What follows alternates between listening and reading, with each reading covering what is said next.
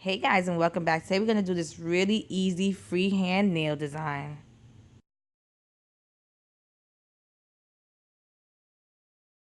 So I'm going to use this purple by Creative Play called Isn't She Grape, this white by Creative Play called I Blanked Out, this yellow by Sinful Colors called YOLO Yellow, and this pink by Kiss called Paradise. So I already painted my nails with white polish, and I'm going to add the colors and the wavy line onto my nails. This is a really quick and easy design that you can do with any colors you want. You can fill up the whole nail. I just wanted to show the white on the bottom, but you can do from the bottom to the top a wavy design and use as many colors as you want. You can go even crazier using neon colors. Now, as you can see, I'm already done.